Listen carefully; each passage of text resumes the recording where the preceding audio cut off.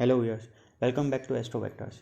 Viewers, आज हम जिस केस स्टडी के बारे में बात करने वाले हैं, इस चार्ट को 3 IPOs लगे अभी तक और वो IPOs का लिस्टिंग 100% प्लस में हुआ है। ये स्टॉक मार्केट में काफ़ी लकी रहे हैं और इनसे भी काफ़ी लकी और लोग होंगे, पर मैंने ये केस स्टडी इसलिए आपके लिए मैंने चुनी है क्योंकि मुझे ऐसा लगता है कि इनमें वो कॉम्बिनेशंस है कि आगे जाकर के भी इन्हें not only IPO but stock market के रिलेटेड काफ़ी गेन्स हो सकते हैं। तो वो कैसे देखा जाता है चार्ट में, वैदिक द्वारा, KP द्वारा क्या प्रिंसिपल्स अप्लाई करने होते हैं, वो हम इस वीडियो में सीखेंगे। तो इनके चार्ट में अगर हम एनालाइज करें तो वैदिक के हिसाब से आपको सबसे पहले स्टॉक मार्केट गेन या किसी भी सडन गेन के लिए आपको 8th हाउस और 11th हाउस का किसी तरीके से संबंध देखना है। और ये अगर हम स्पेकुलेशन के लिए बात कर रहे हैं, स्टॉक मार्केट के लिए बात कर रहे हैं, तो ये 5th हाउस के साथ कोई ना कोई कनेक्शन होना चाहिए। अब कनेक्शन किसी भी तरीके का हो सकता है, कोई एक्सचेंज हो सकता है, उनके लॉर्ड साथ में बैठे हो, उनके लॉर्ड एक दूसरे को देख रहे हो, किसी तरीके का भी कनेक्शन हो सकता है। ऐसा भी हो सकता है कि वो उनके नक्षत्र में बैठे हो, नक्षत्र का भी एक्सचेंज हो रहा हो, ऐसा भी हो सकता है।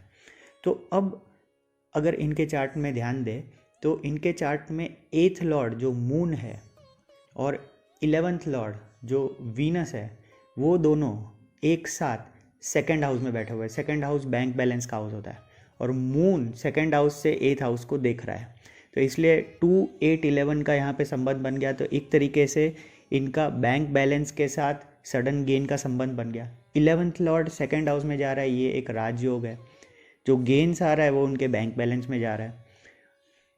इतना ही नहीं, अगर मून और वीनस का नक्षत्र देखेंगे तो वो धनिष्ठा नक्षत्र में है और धनिष्ठा नक्षत्र मंगल का नक्षत्र है। इस तरीके से इनका 5th लॉर्ड के साथ भी संबंध बन रहा है। अब इनका जुपिटर देखेंगे जो चीफ कारक होता है और वो इनका एसेंडेंट भी है किसी भी रेवेन्यू स्ट्रीम के लिए या किसी भी फाइनेंस के लिए, वो एकदम मजबूती के साथ फर्स्ट हाउस में प्लेस्ड है और उसके साथ 9th लॉर्ड प्लेस्ड है। तो ये भी एक अच्छी साइन है। और भले ही सैटर्न 12th हाउस में है, पर 12th हाउस से वो सेकंड हाउस को देख रहा है और उस तरीके से 2, 11, 8 के लॉर्ड्स का भी कोई ना कोई संबंध बन रहा है। तो ये आप देख सकते हैं, इनमें काफ़ी सारे योग है कि किसी तरीके से सडन गेन मिले, चाहे वो इनहेरिटेंस का गेन हो, चाहे वो स्टॉक मार्केट का गेन हो, या कोई भी किसी तरीके की लॉटरी हो। अगर इनके मून चार्ट को भी देखेंगे आप, तो मून चार्ट में भी अगर आप देखेंगे कि सेकंड एंड 11th हाउसेस के लॉर्ड्स का एक्सचेंज हो रहा है। सैटर्न 11th हाउस में जाकर के बैठा हुआ है और मार्स सेकंड हाउस में जाकर के बैठा हुआ है। ये भी एक बहुत बड़ा राजयोग है। और इनका 5th लॉर्ड फर्स्ट हाउस में जाकर के बैठा हुआ है, ये भी एक अच्छा साइन है।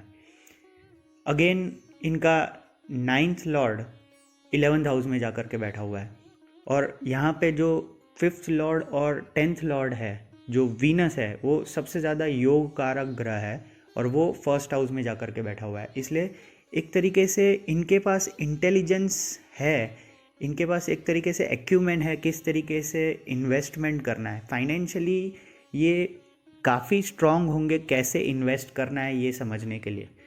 अब इनके KP सिस्टम में अगर हम जाते हैं तो हम नक्षत्र नाड़ी वाले टैब में जाएंगे, तो इसमें अगर आपको किसी तरीके का इंट्यूशन देखना है, क्योंकि इंट्यूशन बहुत बड़ा रोल प्ले करता है अगर आपको किसी भी तरीके का प्रेडिक्शन करना है या किसी भी तरीके का सट्टा लगाना है, स्पेकुलेशन करना है, तो उसके लिए तो इंट्यूशन देखा जाता है 5, 10, 11 से, और ये खास करके मून में होना चाहिए। अगर सारे प्लैनेट्स में होता है तो और अच्छा।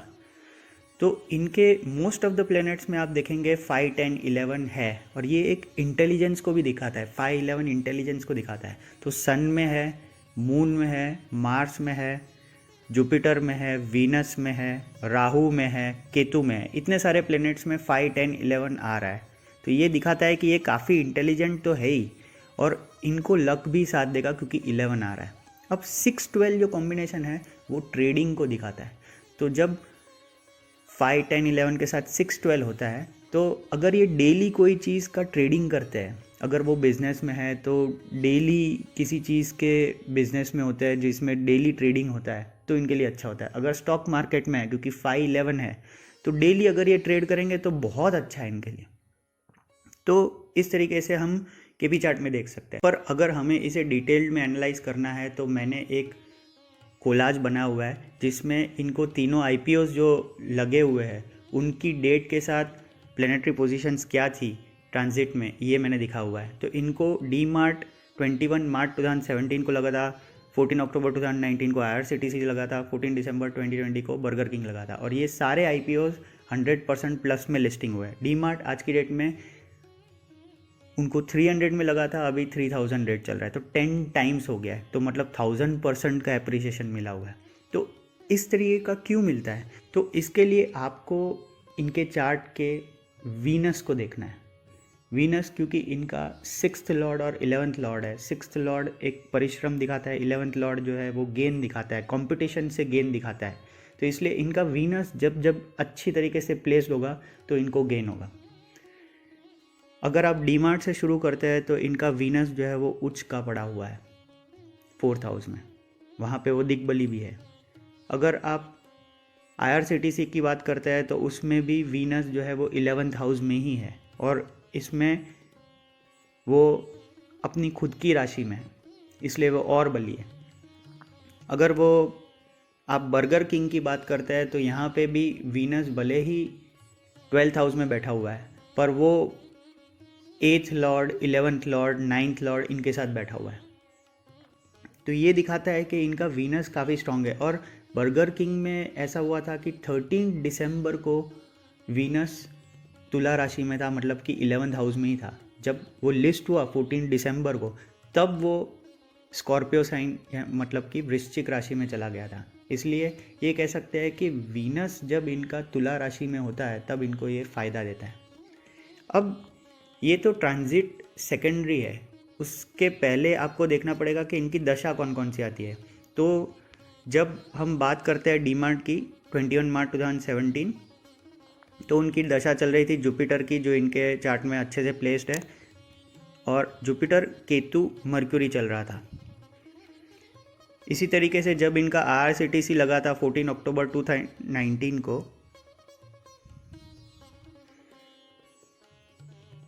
तब इनका जुपिटर वीनस केतु चल रहा था। और इसी तरीके से जब इनका बर्गर किंग लगा था 14 दिसंबर 2020 को, मतलब हाल ही में,